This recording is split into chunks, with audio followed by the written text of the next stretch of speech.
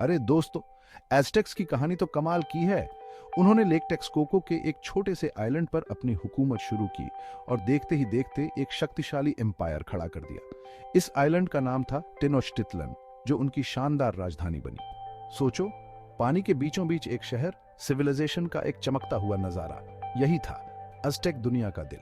Alliances और कॉन्क्वेस्ट्स के जरिए उनकी ताकत बढ़ती गई। मेसो अमेरिका तक उनका दबदबा हो गया। उनके योद्धा बहादुर थे, उनके नेता महत्वाकांक्षी। एज़टेक्स अपने बिलीफ्स के लिए लड़ने से कभी नहीं डरते थे। वो कुशल डिप्लोमेट भी थे।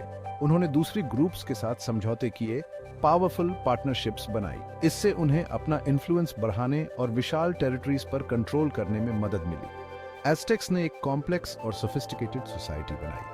उनकी कहानी एम्बिशन, डिटर्मिनेशन और विल पावर की कहानी है। छोटी सी शुरुआत से वो एंशिएंट मेक्सिको पर राज करने लगे। एज़टेक्स ने हिस्ट्री पर एक ऐसी छाप छोड़ी है जो आज भी हमें फैसिनेट करती है।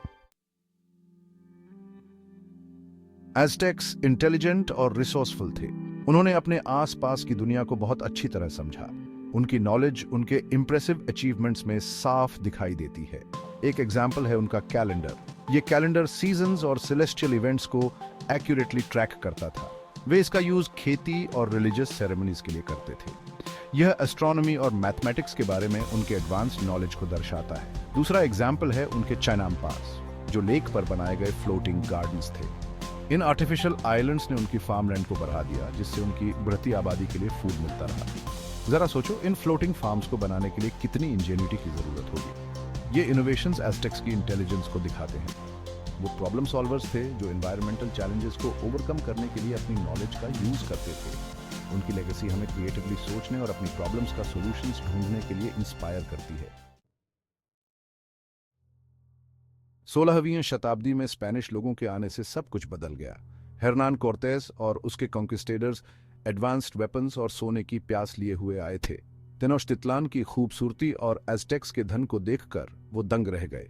एज़टेक्स, जिनका नेतृत्व मोक्टेजुमा कर रहे थे, ने शुरुआत में स्पेनिश लोगों का गेस्ट्स के रूप में स्वागत किया, लेकिन कल्चरल मिसअंडरस्टैंडिंग्स और स्पेनिश लोगों के लालच ने जल्द ही कॉन्फ्लिक्ट पैदा कर दिया। स्पेनिश लोगों ने मोक्टेजुमा को हॉस्टेज बना लिया क्योंकि वो एज़टेक्स को कंट्रोल करना चाहते थे। कल्चर्स का यह क्लैश एक ट्रेजेडी थी।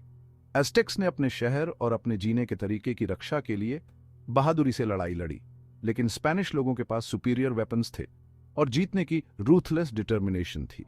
1521 में टेनोच्टिटलन का फॉल एज़टेक एम्पायर के अंत का प्रतीक था, लेकिन उनकी कहानी यहीं खत्म नहीं हुई। एक शक्तिशाली दुश्मन का सामना करने के बावजूद एज़टेक्स ने अविश्वसनीय करेज दिखाई। उन्होंने अपनी पूरी ताकत से अपने शहर की रक्षा की।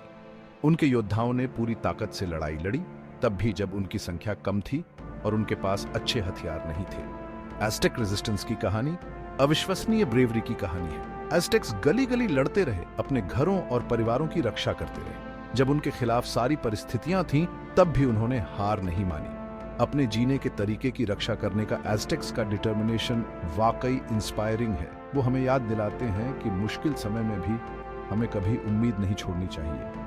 हमें अपनी बिलीफ्स के लिए लड़ना चाहिए, चाहे कितनी भी एडवर्सिटी का सामना क्यों न करना पड़े। उनकी कहानी हमें करेज का असली मतलब सिखाती है, चुनौतियों का डटकर सामना करना, कभी भी लड़ाई से पीछे न हटना।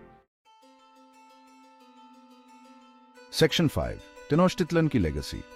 भले ही टेनोच्टिटलन गिर गया, लेकिन एज़टेक स्पिरिट बनी रही। उनकी कहानी सिर्फ कॉन्क्वेस्ट और डिफीट की कहानी नहीं है।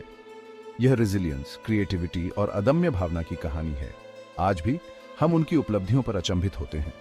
उनकी आर्ट, आर्किटेक्चर और कल्चरल अचीवमेंट्स आज भी हमें इंस्पायर करते हैं। उनकी कहानी पीढ़ी दर पीढ़ी चली आ रही है, जिससे उनकी यादें जिंदा हैं। एज़टेक्स अपने एनवायरनमेंट के मास्टर थे, स्किल्ड वॉरियर्स थे और एस्ट्यूट डिप्लोमैट्स थे। उन्होंने एक शक्तिशाली एम्पायर का निर्माण किया जिसने रिस्पेक्ट और एडमिरेशन हासिल की। वो हमें याद दिलाते हैं कि महान सिविलाइजेशंस भी अजेय नहीं होती हैं। उनकी कहानी दूसरी कल्चर्स को समझने और उनका सम्मान करने के महत्व की याद दिलाती है। यह लालच के कॉन्सिक्वेंसेस और कल्चरल हेरिटेज को प्रिजर्व करने के महत्व को उजागर करती है। सेक्शन 6, आज की दुनिया में एज़टेक्स की झलक। एज़टेक्स की विरासत सिर्फ हिस्ट्री की किताबों तक सीमित नहीं है, उनका प्रभाव आज भी महसूस किया जा सकता है। उनकी आर्ट और आर्किटेक्चर दुनिया भर के आर्टिस्ट्स और आर्किटेक्ट्स को इंस्पायर करती है। उनकी कहानी हमें कल्चरल डाइवर्सिटी और अंडरस्टैंडिंग के महत्व की याद दिलाती है। हम उनकी गलतियों से सीख सकते हैं और उनकी अचीवमेंट्स का जश्न मना सकते हैं। एज़टेक्स की कहानी एक रिमाइंडर है कि हम सब एक दूसरे से जुड़े हुए हैं। सदियों बाद भी उनके स्ट्रगल्स और ट्रायम्फ्स हमारे साथ रेजोनेट करते हैं। उनकी लेगेसी हमें अतीत से सीखने और एक बेहतर भविष्य बनाने के लिए इंकरेज करती है। सेक्शन 7, अतीत से सीखना, भविष्य का निर्माण करना। एज़टेक्स हमें बहुमूल्य लेसन सिखाते हैं। वो हमें नॉलेज, इनोवेशन और करेज के महत्व की याद दिलाते हैं। वो हमें लालच के खतरों और दूसरी कल्चर्स का सम्मान करने के महत्व के बारे में भी सिखाते हैं।